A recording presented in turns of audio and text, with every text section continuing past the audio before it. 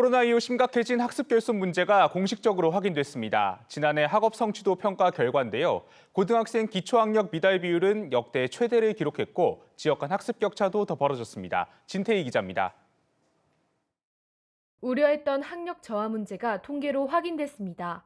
전국의 중학교 3학년과 고등학교 2학년 학생의 3%를 표집해 치른 지난해 학업 성취도 평가 결과입니다. 특히 고등학생은 문제가 더 심각했습니다. 전 과목에서 기초학력 미달 비율이 지난해보다 오차 범위 내에서 늘어났습니다. 수학 과목은 기초 미달 비율이 무려 14.2%로 7명 가운데 1명이 최소 성취 기준조차 채우지 못했습니다. 국어 과목 보통학력 이상 비율은 64.3%로 전년보다 5.5% 낮아졌는데 이는 표지평가가 이뤄진 2017년 이후 가장 낮은 수준입니다. 거의 중학교와 고등학교 생활을 코로나와 함께 시작되어 온 거잖아요. 그러니까 걔네들은 학습 결손이 굉장히 누적되어서 진도 나가야 되고 단축 수업하니까 수업 안에서 선생님의 개별 지도가 이루어지기 어렵다고 하더라고요. 지역별 학력 격차도 벌어졌습니다.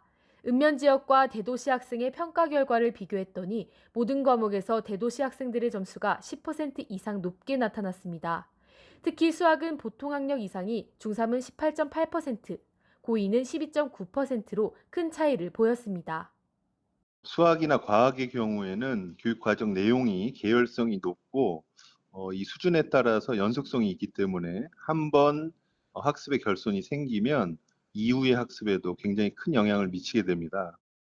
또 학업 성취도 4단계 가운데 3단계인 보통 이상 학력 비율도 줄어 중위권 붕괴 현상도 이어지고 있는 것으로 나타났습니다. 더 큰 문제는 학생들의 정서적 상처입니다. 코로나19 장기화로 바깥 활동이 줄면서 심리 정서적 부적응을 겪는 학생도 증가한 것으로 조사됐습니다. 학교 생활 행복도도 코로나19로 대폭 줄었던 전년과 유사한 경향을 보여 아직 회복되지 못했습니다.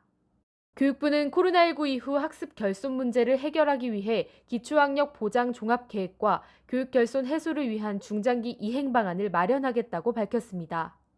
표지평가 전환 이후 실효성 논란을 빚어온 학업 성취도 평가의 대상도 확대될 것으로 보입니다. 오는 9월부터 컴퓨터 기반 평가로 전환해 희망학교 모두가 시험을 치를 수 있게 한다는 겁니다. 평가 대상도 단계적으로 확대해 2024년부터는 초3부터 고2까지 모든 학년이 평가를 치를 수 있도록 할 계획입니다. 교육부는 학업 성취도 평가를 전수평가 방식으로 전환하는 방안은 현재로선 고려하지 않고 있다고 밝혔습니다. EBS 뉴스 진태입니다.